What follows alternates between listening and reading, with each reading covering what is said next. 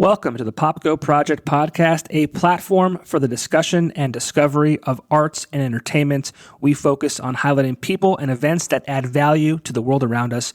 Visit us on all social media platforms by searching the PopGo Project or visit our website at thepopgoproject.com. Welcome to the show, and thank you so much for listening. This episode of the podcast is brought to you by Keller's Garden Center and Landscaping Services. Are you still cutting your own grass? Are you still trying to get your landscaping to look perfect on your own? That sounds sweaty. That sounds like a lot of work. That sounds like a job for Keller's Garden Center and Landscaping Services. Family-owned and operated Keller's Garden Center and Landscaping Services, located on Kern Street in Exeter near Blue Ribbon Dairy, has the quality and experience to get your yard looking its best. The Garden Center offers plants, trees, sod, mulch, rocks, flowers, topsoil, grass seed, straw bales, and much more, while the Lawn and Landscaping Services offers mowing, trimming, planting, and full landscaping. Visit them on their social media pages for more info. Keller's Garden Center and Landscaping Services. Get your free estimate today.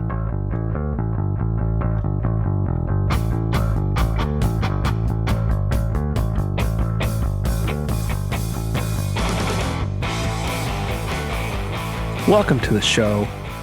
Start Making Sense, a national touring Talking Heads tribute.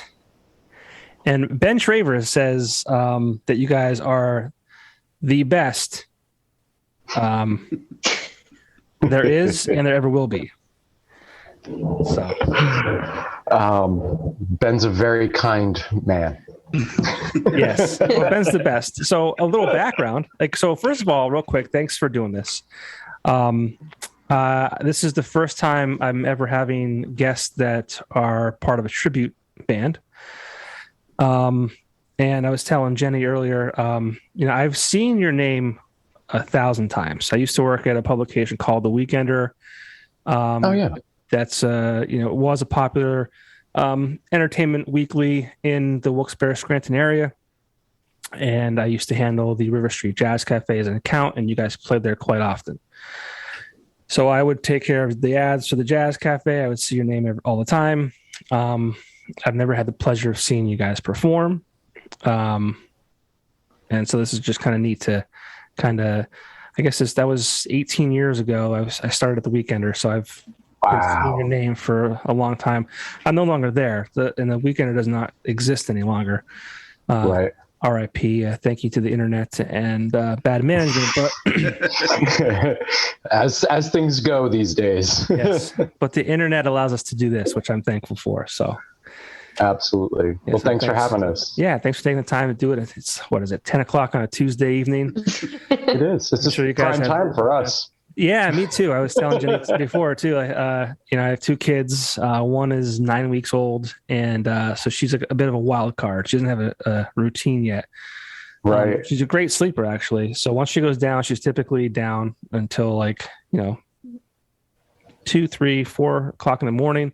But she got some vaccines yesterday, and it's been a bit of a challenging day. So, I'm sure. But enough about my troubles. Well, thanks for taking time out for us. Yeah, man. Appreciate it on both sides. Well, it's good because I do these late at night because this is like a passion thing for me, not my full-time gig. So I try and do this stuff at night when my children are sleeping because it's important to be a dad first, right? So absolutely, it's all good. This is good. So Talking Heads tribute band. Yep. How long have you guys been doing this for? 13 years, going on 14, right? Wow. I think Jesse will corroborate that statement. The first gig was February 2009, so yeah. It feels longer. It seems longer to me, just because I've seen your name for so many years. The name, yeah. Well, we played at the River Street probably almost since the first year we started playing. So initially we didn't travel a lot or very far, but we had all had history with the River Street prior to this band. So it was one of the first places we played outside of Bethlehem, our hometown. So we've probably been playing there the longest outside of Bethlehem. Mm-hmm. And what was your attachment there? I had played there in an original band previously called the Insidious Rays. Okay. And I had been there as a driver and merch man for Project Object prior to that. And then any other project I was in, at some point, the River Street would have us. It's a staple here in the Wilkes-Barre area for sure. I mean, it's actually one of the last few like small venues, I guess you could say, that it's a staple. It's been around for a long time. It's made it through a lot of ups and downs, and recessions and pandemics, and it's definitely a great place to play. I was just there actually maybe 2 weeks ago. I don't know if you're familiar with a band called University Drive. They're kind of I don't want to say up and coming. They've been at it for a while, but they were out on tour with Cold. They had an album release show there.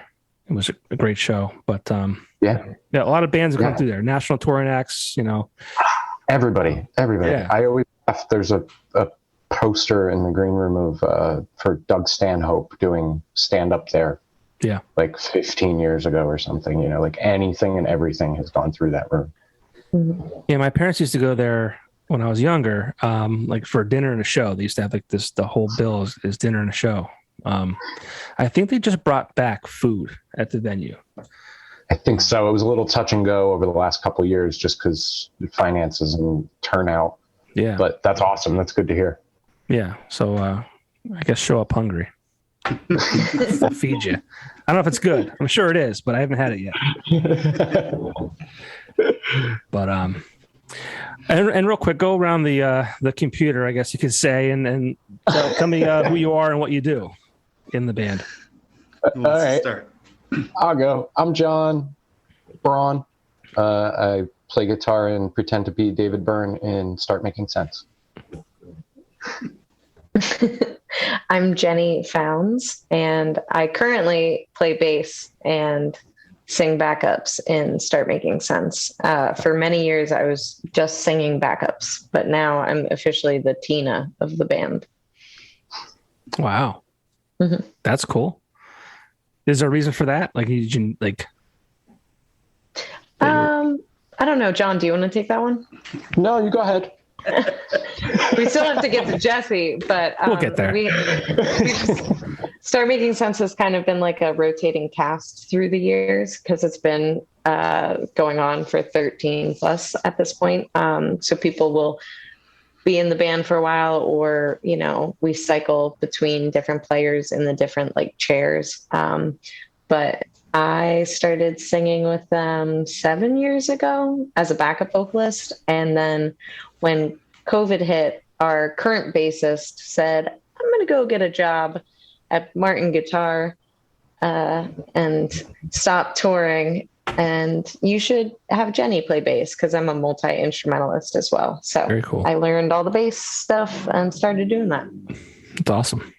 Yeah. And we had never thought of it previously, which I have no idea why, but we never even thought about it until Mike, our former bass player, former guitar player, he's done everything.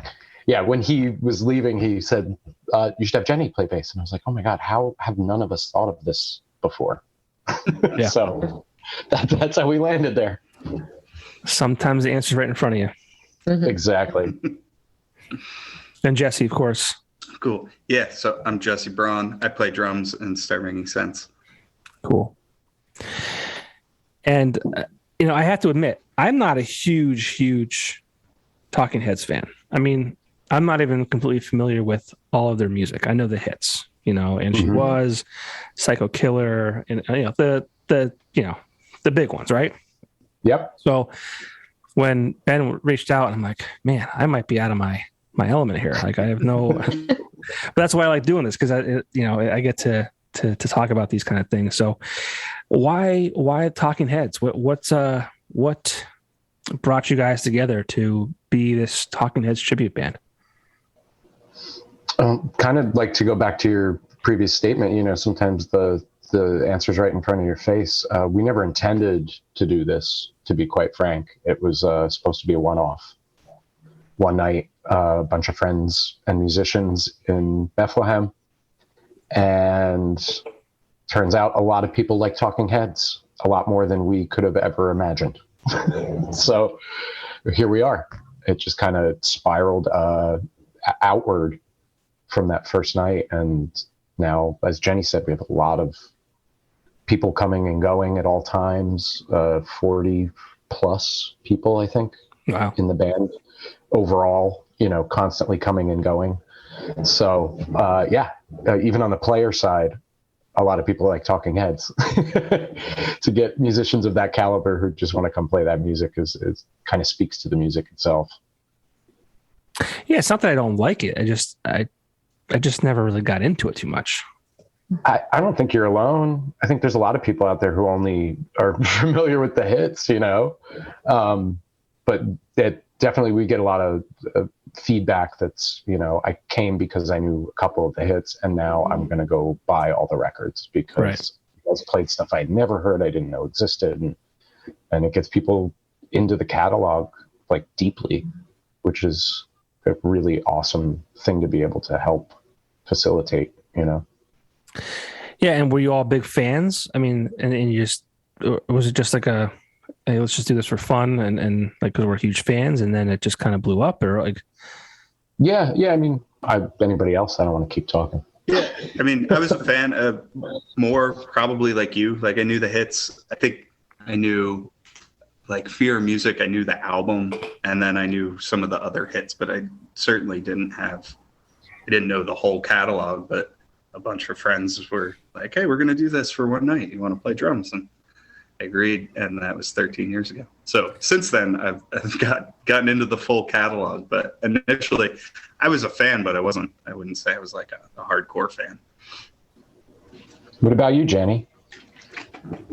Well, John hit me up to sub on backup vocals when I was still in college, and I was living in New York City at the time. John is actually my former School of Rock teacher. So he knew me because he directed me in shows. And then I went off to college and he was like, we need another vocalist. Talking Heads, for some reason, was one of the bands that I had never studied when I was in high school and like learning instruments and doing covers at the School of Rock. So when he sent me the set list, he sent me, I think, like a Dropbox link to Stop Making Sense, the film. And I had never seen it before. And I started woodshedding like the week before the gig because I was in school and I was super busy. I was like, what the heck is this music? It's super cool and super weird.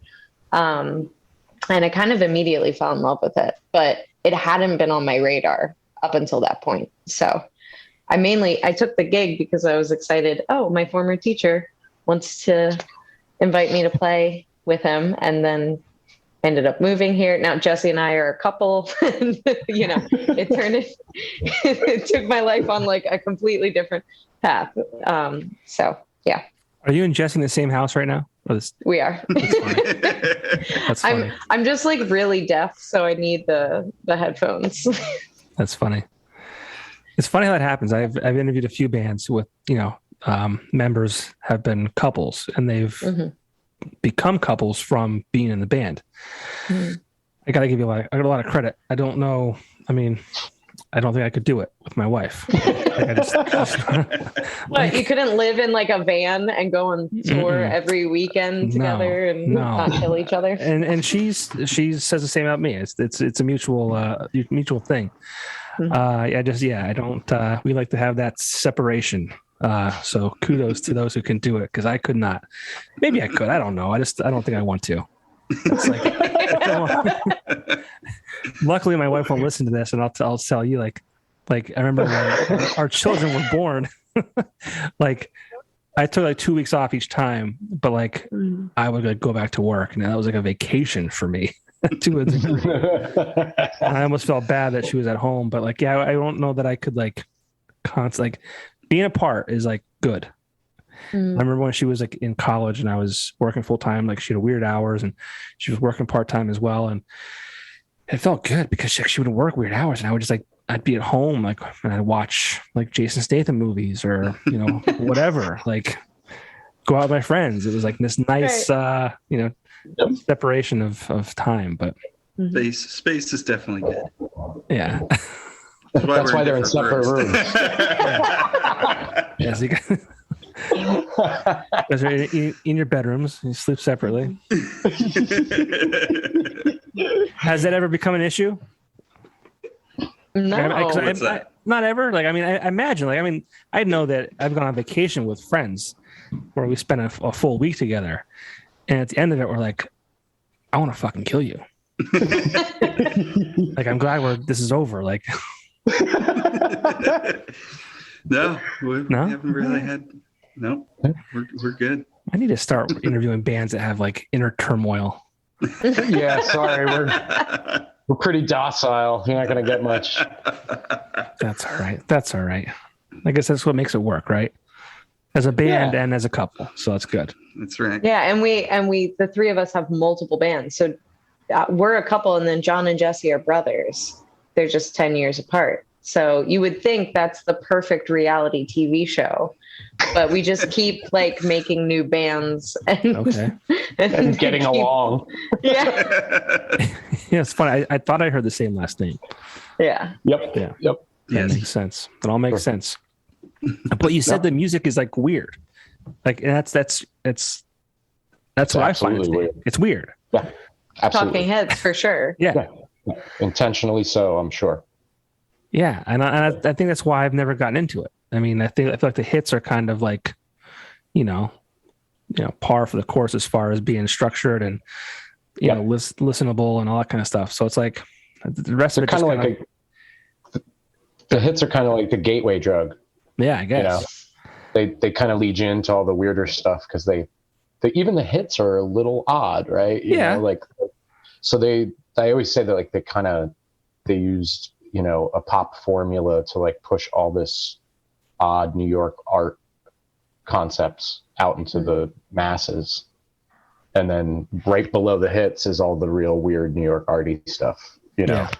So it's all there. They have this full package of hits and oddities. And I tried to like dig in before we did this tonight. And I was like, I can't do it. Maybe the time's not right. And I've seen like I believe David Byrne came to the Kirby Center at one point. Mm-hmm. Yep. And for the American Utopia tour? Maybe. I forget. I just remember his name. I remember they kind of billed it as, you know, Talking Heads and things like that. But like, I mean, everyone was like wild about it. I mean, I just remember seeing pictures of it, and even that was kind of weird. Oh yeah, definitely. Yeah. So and I always like, I like saying, let's get weird. I like getting weird. I like, you know, having some drinks and getting weird. But the music stuff is just, it's not. I would say probably the best entry point would be the movie if you haven't seen Stop Making Sense. Okay. That's probably good because it covers a couple different albums and like all the hits. Yeah, all the hits, and then like some of the, you know, it kind of covers a little bit of everything that they did, at least up until that point. And the visual aspect of the film is really awesome. So I think that's probably another way to dig in. Now, was it easy to create a name for the tribute part of this based off that? No, and yes. Well, I mean, right? You did a great job because I was talking to someone I work with, and I said, "Hey, I'm interviewing a band called Start Making Sense." Start Making Sense. Yep. I make that mistake a lot too. Don't worry. And she said, "Oh, is that some kind of Talking Heads tribute?" I'm like, "Yes, it is." That's exactly what it is. That's great. Yeah. Yeah, that was a hard line for us. We kind of threw a bunch of different things back and forth because, you know, it's really, it's really easy to go wrong with those things with a tribute band. And again, we didn't intend to do it. I don't think we had a name for So like a year or two. I don't know. we weren't definitely pretending. played a bunch of shows where it was just like a night of talking heads and then listed all of our names, like everybody in the band. Yeah. So we did that for a while before we were like, all right, I guess we need a name for this thing. But luckily, John Fatum, our guitar player, was friends with Bernie Worrell. And John and I we were at that time, we were doing a couple gigs with him, and we were riding in the car, and we were kind of like hitting him up to like pitch names. Like, what do you think? Any ideas? And that was kind of where we landed with the help of Bernie. So, which was pretty cool. It's a nice way to land there. Yeah. Well, it works. I mean, people familiar with music get it. Yeah. So, and where has this band taken you over the last 13, 14 years? I mean, Ben, said earlier, all these great things about you guys, and you're the best in the world. I imagine it's taken you to places you may not have thought you'd go or be. Who wants to start first? Jeez. Is that a good question? Is that a bad question? Yeah, no. It is. Awesome. It is absolutely taken us places we would have never expected it to be. I'm hoping for some like crazy stories because by your reaction. We got a couple. All right, let's do it.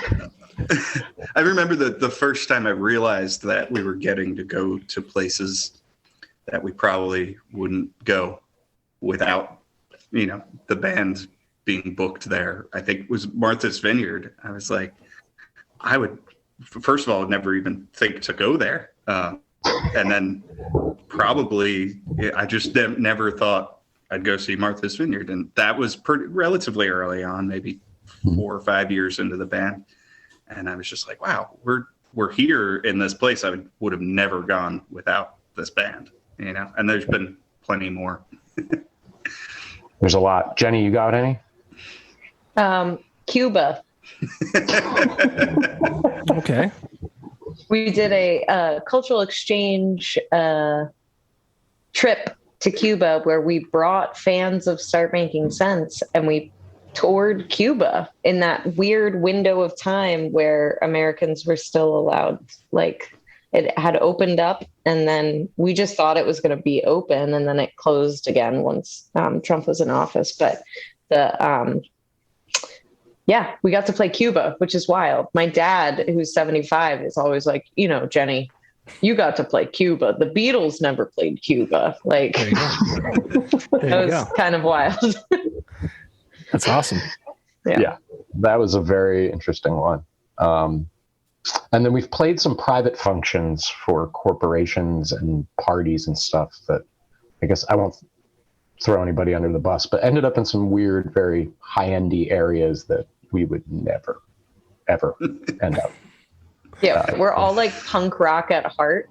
Okay. We're all like, give me a sleeping bag in the back of a van and I'm fine. And then people of all stations love Talking Heads. So we end up at these like fancy, ritzy corporate parties, and we put on the outfits and we do the thing, but we're behind the venue like, how did we get here? Like we're paying to all these like tech guys or like corporate guys, it's kind of bizarre, but super fun, as a musician to have the opportunity to play different types of shows and not be in the same cycle over and over again. It keeps it fresh for us. Yeah. And challenging too. Sure. Those are different crowds, different reactions, different audiences. Sometimes they don't care if you're there or not.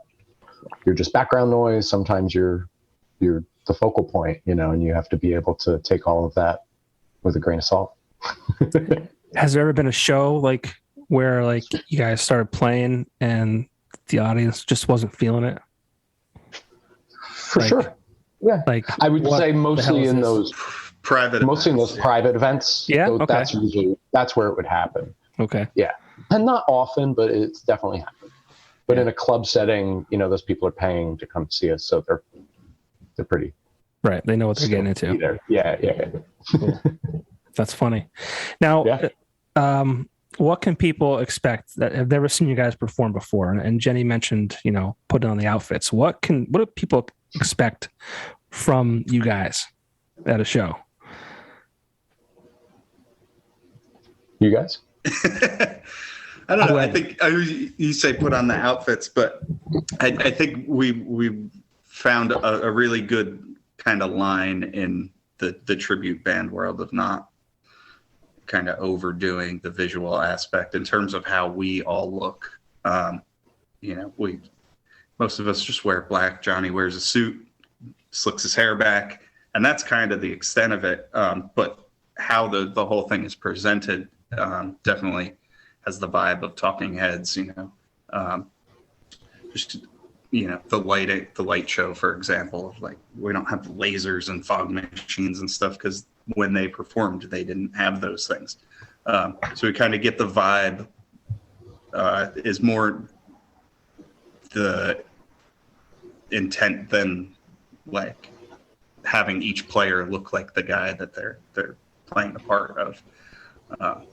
So we kind of walk that line of trying not to go too far with that. Yeah, I'm not getting plastic surgery or anything for this, No? No. I think Jesse's right though. And I think that's actually kind of been to our benefit, which is I think why, we kind of have the fan base that we do, is because we're still there as the people that we are on stage. That's still part of the performance. We're playing the music to as specifically perfect as we can to the music of Talking Heads. And yes, we'll do some of the dance moves. I've got the suit on. We do the things that are very crucial to that vibe and that show. But at the same time, it's still 7 or 8 people up there playing music, from their own heart and putting it out there. So that definitely resonates. And yeah, we're not overdoing the show aspect. And tell me a little bit about the fans. I mean, are they?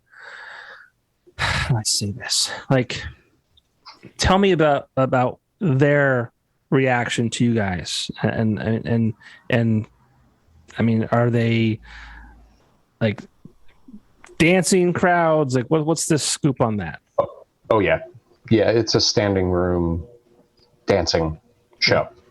There's, I think, one slow number every night. Otherwise, they're all upbeat dance numbers from start to finish. Front to back. Okay. Yeah. It's a high energy show for sure. And the fans are amazing. I mean, over the years, it's like going to Cuba. We went to Cuba with people who were fans who either prior to that or through that ended up becoming very close friends. A lot of the people who've been coming to see us for years we're now very close friends with. This just happened to be the vehicle to friendship. So that's a pretty amazing thing to have, kind of like the idea of where is it taken us geographically. It's also taken us in many different places personally. Yeah. The power of music. Exactly. Yep. And, I hate talking about this, but I feel like we have to because it was a huge part of our lives, unfortunately. But, when the pandemic hit, I mean, how did that affect you guys? And, what were your thoughts as that kind of, swept the country? I'll start unless one of you guys want to. I feel like everybody kind of went through a similar thing where, it was 2 weeks. All right, we'll stay home for 2 weeks. And then I feel like there was always like a date where we're like, all right, then we're going to be back by this point and we'll be back by that point. And that just kind of kept moving until, I don't know, 6-8 months ago, where it was like, oh, okay, now we can get out and play like more or less as frequently as we did 2.5 years ago. So yeah, it was just kind of always just, oh, we're almost there. We're almost there. Yeah. It was never like, oh, everything's over or everything's happening now. It was like, we're just kind of going through it in real time, I think to go back to the fan point, we did it. I think the first week everything shut down, we did a live stream, and it was a pay what you will. There was no charge. It was just donate if you want to, and that literally kept us afloat for that year. Oh, What wow. people donated was enough to pay the bills of the business, because it's a business too. In that Sure. regard, we have a fan, we have insurance, we have expenses, and the generosity of the fans. That, and we did 2 more after that, and all 3 of them, it literally kept us afloat until we were able to actually start playing any type of show again, whether it was limited audience or whatever. So to go back to that, yeah, the fan base is amazing. Yeah. And I think it stems from, the genuine love of the music on both sides, us and the fans. It's doing this because we love the music. That's it, like, there's no reason to play it otherwise. What were your thoughts on doing live streams? I know a lot of bands, they did it because they felt like that was the only thing they could do. I've talked to bands who really enjoyed doing it. I've talked to bands who hated it. What were your thoughts on that? All of the above. No, I'm kidding. Fair I'll let enough. one of you guys answer. I'm sorry. Jenny, what do you That's think? true. Yeah. Well, I think, we would have loved to not have to do the live streams. We would have just liked to play shows, but ultimately it was a really miraculous thing. We got to play for the fans that had bought tickets to shows that ended up being rescheduled or canceled. And so we still got to connect with the people that were planning on seeing us in the near future. But then we had people jump on the live stream, like from Florida or Canada, Chile. or, Chile. Like there was the outreach that happened because of those live streams. It was a bigger fan base than what we normally do in our typical club touring, right? So it was really, really special. And the fact that the first live stream was like in our rehearsal studio, and there was technical difficulties, and we finally we got it together and it worked. That was a really special moment. And then we did, I think it was 1 or 2 other live streams at the Ardmore Music Hall in Ardmore, PA, near Philly. And that was special also because it was the venue getting their feet wet in the live stream realm. And we were kind of like the test bunnies. So it was kind of mutually beneficial for the venue and for us. And once again, it felt really good to play when everybody, if I can take myself back to early 2020, everybody was scared. Nobody knew what was going on. We were seeing venues close indefinitely. It was kind of traumatic as a musician to go through that, to see what is essentially your lifeblood, go away. So those live streams were really, I think, spirit lifting for everybody. The audience, the fans, the venue, and us as a band. So even though live streams, it's not the real thing, it's, Right. You're not drinking milk, you're drinking oat milk, but I was very glad to have the oat milk, you know? I would agree 100%. And I think too, it gave us kind of the ability to do some stuff we wouldn't normally do in a live setting. So we started throwing in some weird covers, not Talking Heads related, just random stuff, because we had the time to kind of prepare it and or think about it. And also because it was a different setting, we thought it might fly a little better than in a venue where people just expected to come see Talking Heads. Right. It kind of gave you a little bit more creative freedom to it. For sure. Yeah, absolutely. I was going to ask you, is a lot of bands I talked to, they kind of sat back and said, okay, well, we can't play, we can't, tour. So they kind of got creative and they wrote new music and whatever it might be. Whereas you guys, you're covering something. So I was going to ask you how you, may have been able to create, so to speak. Yeah.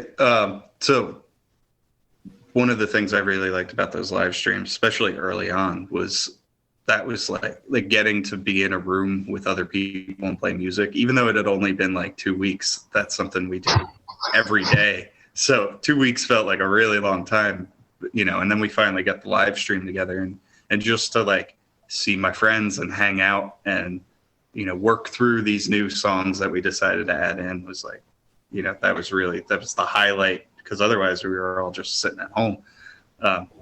So it was really cool just to like see everybody and play music with other people again. But then, the three of us recorded an album, I guess right before that happened. So like your own material?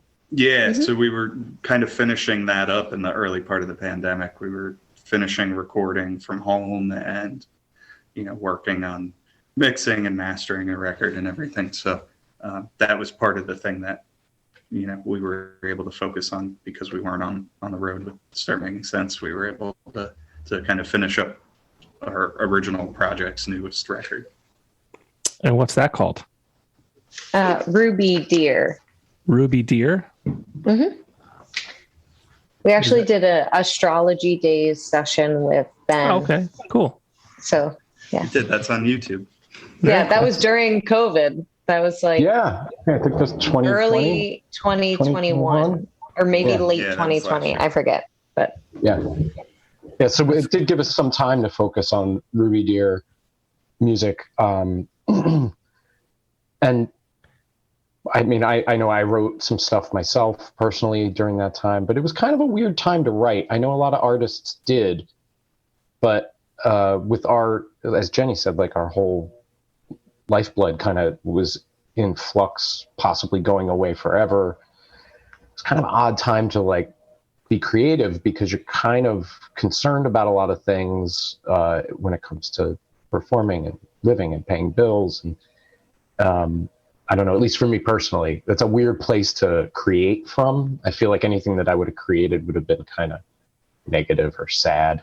Yeah. And it's not necessarily where I want to go all the time. And I was trying to not be negative or sad at that point. So it was a little weird in that regard. But I know a lot of people were able to kind of buckle down and focus at that point. But I think we were also trying to still gig wherever we could. So a lot of our focus was there as well. Like, okay, where can we play? What can we do? So there's a lot of that going on as well that occupied my time, at least. Now, is that music available? yeah. Cool. So Ruby Deer is available on all streaming platforms. We have 2 albums out and 3 singles currently. So we're currently working on the 3rd record. And what style is that? So it's funny. Sometimes we open for ourselves. So Ruby Deer will play the opening set, kidding. and then we switch instruments to do the Talking Heads tribute. So in the Talking Heads tribute, John is lead vocal and guitar. I play bass, and Jesse plays drums. And then Ruby Deer, Jesse goes to the bass, I go to guitar and vocal, and John goes to the drums. So we're a 3-piece. I would just call it alternative indie rock. So yeah. But check that out. That's neat. Yeah. Do you ever wonder what would have happened without the internet during the That's pandemic? a great question. It's fucking scary. It absolutely is. I mean, I don't know. Like, you think about it. Would have been so much more isolated. It's scary to think about it. I mean, would information be disseminated enough that you would even be isolated? You might not even know anything was going on, and you'd just be out walking around. There's so many aspects of it that could go different directions. And maybe that would have been okay. Right? Who knows? Nobody knows. That's a really awesome question, though. Oh my god. But I think about it. We'd have like groceries delivered, or at least, Right. Amazon, unfortunately, blew up, and their revenue, Sure. I don't know how the numbers, but like, We don't want to know. it's just disgusting. But like, paying that's your how we electric survived. bill, right? Like you would have had to go somewhere to do that without the Oh, internet. to pay a bill? Yeah, Pay a bill. yeah. You can't pay a bill online. Yeah, Yeah. you used to have to go to the grocery store or the pharmacy, I think, to pay your electric bill Right. if you didn't mail it in. Yeah, Yeah. Who knows? I don't know. Yeah, that's crazy. I don't It would know. have been. It would have looked very different. That's for sure. I don't know That's what for it would have sure. looked like. They should make a movie on that. Should the alternate timeline where there was Yeah. no internet? Yeah. Or the yeah. Oh my god! I'm trying. Yeah. I mean, like, it's just kind of crazy to think about. It's wild. I mean, we were. Yeah. I feel like once the pandemic started, everybody just kind of shifted to the internet. Like everything happened on the internet. Yeah. So it's also kind of a weird glimpse into the future. Oh possibly, yeah. Right. Like. Oh yeah. I mean, I us keep- doing this interview, right? Yeah. I mean, Right. some of couple that years ago, stuff is stuck around, right? Yeah, this wasn't necessarily, unavailable, but it wasn't nearly as widespread. yeah. You know. Well, it's great for me. I mean, Yeah. It's not all bad. yeah. I mean, I don't have to be like a radio star to be able to interview bands now, you know? Exactly. But yeah, I can't imagine. I can't imagine what it would be like without the internet. Yeah. I think that is definitely a movie or a novel or something. That's something. But I feel like the whole like, AI and the whole metaverse and things like that. Like, I feel like at some point we're going to be able to put on a headset and like see and feel a concert without leaving our houses. You know, it's like, I mean, it's already almost there. I think so. Yeah. But like, I can't imagine Megadeth that. did one. Yeah. Megadeth did a VR concert. They filmed it Did they? and then beamed it out, and you could put the VR headset Yeah. on. And, yeah, it's coming for sure. Yeah. I mean, do you think, I don't know. I mean, I know how I am, but I'm older. Like, I mean, like our kids, is that how they're going to want to be? Like, they should like never leave their homes and just like do that? Like, I feel like there's definitely like a genetic predisposition in humans, at least now, to want human interaction in person. But that might get bred out through all this stuff.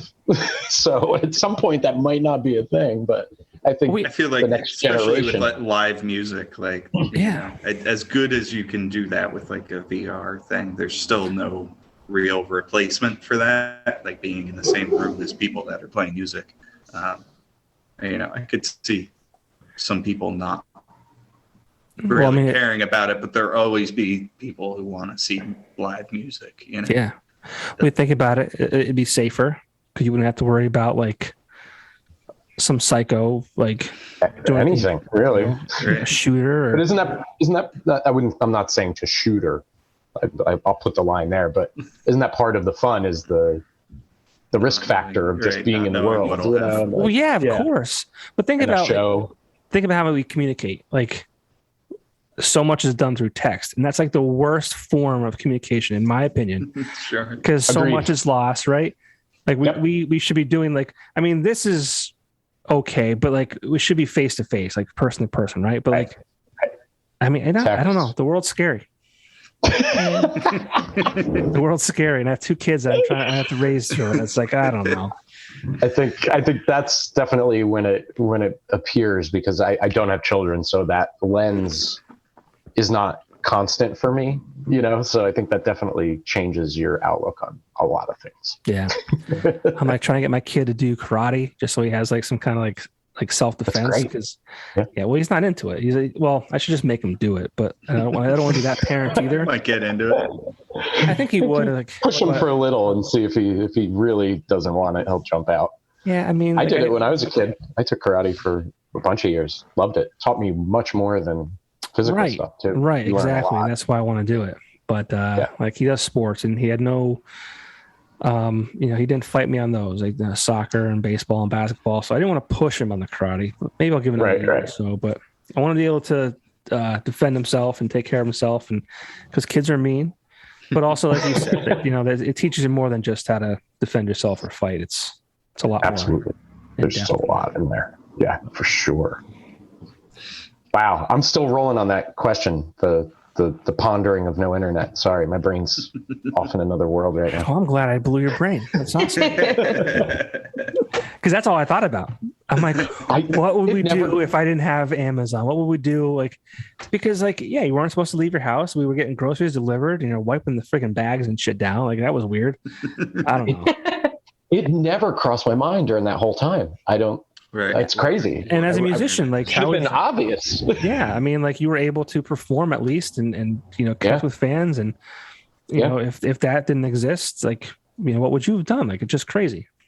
We would probably the 7 of us would have gotten a room and just played with each other, and no one. And that's okay too. No one would have known. That is okay. I mean, that was kind of part of it. Yeah. But yeah, there wouldn't have been any connection outside of that to other people. So, yeah, that's really interesting. Have you continued doing any kind of live things since we've been able to, move about? Or 'cause I feel like some bands, you kind of utilize that as like a way to connect with fans, because you said earlier you're able to connect with a broader range of people, because if you were touring in a certain place where people couldn't be, have you implemented that into your, I don't want to say strategy, but just overall content creation?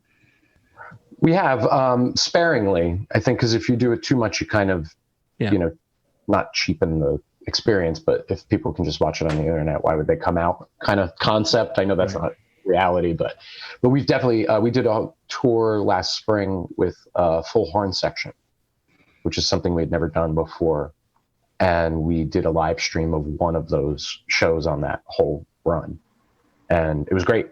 It was because it got people on the other side of the country who couldn't get to those shows, they could still see the show. Right. So we definitely use it in certain areas when it seems like a good idea, for sure. Cool. So it is nice to have it. Absolutely. Yeah, and now that whole show is on the internet, which also, we wouldn't have filmed that show if we weren't live streaming it. So now we also have that as, Yeah, we have more shows on the internet than we would have ever had because of that. There's a bunch of live streams like on YouTube, whether they were the ones we did in our rehearsal space or ones we did as things started opening up, where it would be a limited capacity show and then we'd live stream it. So a bunch of that stuff ended up online that wouldn't have otherwise. Yeah. It's interesting. For sure. It's going to get scary. It's already scary. I got to play the optimist role. The spring and the summer were really, really awesome to be out and be able to be playing again. And everybody seems, as optimistic and back to normal as possible when it comes to live music. So it's been pretty awesome. It bounced back a lot quicker than I thought it would, which I'm thankful for. Yeah. Yeah. It's definitely, I think, from March of 2020 until now, I've never been more grateful for being able to do what we do. We were kind of just rolling along, doing our thing, this is great, da, da, da, da, da. And then when the rug gets pulled out, you really see how lucky you are to be able to do that. Yeah, for sure. With people, that's a really huge. That's been a common theme. Yeah, for sure. Mm-hmm. But you guys are coming back to the Wilkes-Barre Scranton area to the Jazz Cafe September 30th, which is a Friday. Correct? That's right. You got it. Are you bringing anyone with you, or is it just, are you guys going to open for yourselves? No, I think it's just us that night. Just you guys? Yes, so it'd be two sets. Yep. Now, this is the first time back in how long? I think we were there in the winter or the fall. Yeah, December of last year, maybe. Cool. So, towards the tail end of last year. I think we usually try to get there at least once a year. Yeah. Very cool. And I'm guessing that tickets are still available. I would think so. So yeah. But you guys you're close to like selling that place out, though, right? Yeah, a lot of times it gets pretty close. Yeah. So I think we actually stop it before it gets to that, because whatever the technical sellout is disgusting. Yeah. So we don't want people to be packed like sardines. So I think we cut it a little lower. Yeah, that's a good idea. That's a good idea. Well, anyone watching or listening to this, make sure you get your tickets to see this band play at the Jazz Cafe September 30th. It's a Friday. start making sense, not stop. That's Start right. making sense. But yeah, so thank you for doing this. What's next? You guys got any big plans for the rest of the year, or any plans for 2023? You guys, me? I don't know. Do you have plans we don't know about? John's the main guy. Personally, band wise, I don't care. Whatever. Play more shows, as many as we can. Yeah, we got a lot of record hopefully next year. Yeah, Sleep in the same room. For I don't sure. know. recording. Yeah, sleep Yep. in the same room. Yeah, lots of gigs. We got a lot of lost time to make up for. Cool. We'll be doing that horn tour thing again in the spring with the horn section again, doing some different songs.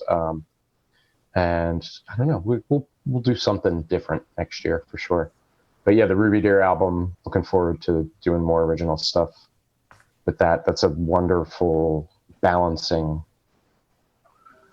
tool for us to be able to do original music coupled with the tribute thing. And with When you make a living pretending to be someone else, it's really nice to be yourself a little bit. How does that feel? How does it feel when I'm playing bass and people are like, Tina? And I'm like, I'm Jenny. Yeah, I mean, is that a weird thing? Like, it's awesome. I mean, I love it. I wouldn't do it if I didn't, So it's super special that we have some fans come up to us who say, I saw the Talking Heads in the 70s in New York City, and this is bringing me back. The Talking Heads, when did they stop playing together? Was that 84, 85, they stopped touring. Yeah. Right. So, yeah. So there's some people that are like, I never thought I'd be able to see this music in this setting ever again. So you guys are doing that for me. So I don't mind when people call me Tina. I'm sure, John, you don't mind when people are like David or David Byrne. I mean, because they obviously know that's not Right. your name, so I think it's like a fun tongue-in-cheek thing for them to do it, Yeah. I definitely don't take it as like an affront or like a poking. I take it as a friendly ribbing. Yeah. fair enough. Well, best of luck with the show at the Jazz Cafe. Thank you. Thank you so much, John. Appreciate it. I would say that I would be there, but I'm having a medical procedure done that day. Yeah, probably not going to make it then, huh? No, that sounds more important. No more kids in this house. I'm done. Oh. Well, hey, maybe you'll be hopped up on some fun drugs and come to the show. Have someone live stream it for me. Okay. We'll have Ben do it. Yeah, Ben's around. We'll just have him hold his phone up. Yeah, Ben, it's on you, buddy. Let's make this happen. Yeah, I was not prepared for that. Like, not to get too deep, but my wife was like, well, first of all, we had, so between our son and our daughter, we had some situations, and it was a long road to have a second child. And I remember we were sitting on the couch, and I said to her, I'm like, I'm just happy, we have our two children. Like, I'm happy that we're done with everything that happened. We can just kind of move on, right? We're finished building our family. And she didn't respond. And I'm like, we're done, right? Because I was done. So I was kind of nervous a little bit. And then she's actually the one who kind of scheduled it, or at least the pre-exam, to make sure that it was, I could do it. Yeah. Have it done. That's so I was like, all right, funny. sweet. That's good. She's like, and I'm a wuss. I don't think I've ever had I've had stitches twice, but that was it. It's the only medical thing. And that was 25 years ago, maybe. Right. So I'm not so she's like, oh, you're going to get this. And they won't even schedule it for you for 3 or 4 months. I'm like, okay, cool. I have time to mentally prepare. So I had the evaluation. The scheduler calls back a couple of days later, and they're like, oh, how is September 4th? which was like 2 weeks from that phone call. Oh. Now, Can I have another week? yeah. So luckily that weekend my daughter was being baptized, so that wasn't going to work anyways. And I was just like mentally like, no. I'm like, when's your next date? Hoping they'd say like, oh, like December or whatever. Like, how was September 30th? I'm like, God damn it. So then I blew. So then I'm like, I got to call you back. I got to make sure that like I can get a ride and whatever, yada yada. So I blew it off for a few days, hoping that like that would have got filled. So then I called back and said, yeah, let's schedule that. When can you do it? They're like September 30th. I'm like, God damn it. It's amazing. So you guys think about me when you're We will be now. Now we will for performing. sure. When There's gonna be some- when you're up there dancing and all that kind of stuff, when I'm like laid up on my bed. There'll be some jokes off mic to each other that night. go. For Oh, yeah. sure. For sure. That's funny. Thank you for that. There you go. Well, thank you again so much for doing this. Like I said before, it's nice to, I've written your name several times. I've built ads with your name in it. So it's kind of cool to 15 years later, or however long it's been. He said, well, 13 or 14, to kind of like talk to you guys. So thank you. Thank you. Appreciate it. I really enjoy the fact that, you're not actually a big Talking Heads fan, that we could just kind of talk in general terms about that and other stuff. Cool. So that was really cool for us too. Good. So I appreciate that. Awesome. Yes. Well, I'm glad we had fun. I'm sure I did. And, I'm sure I did. It's late. I got to go to bed. It's cool. Go for it. I got to mentally Thanks, John. prepare for my procedure. Yes. Yes. Don't think about it too hard. Thank you so much again. I appreciate it. Have a great show on the 30th. Thank you, man. Thank Appreciate you. it. All right. Have a Take good care. one. All right. See you. Thank you.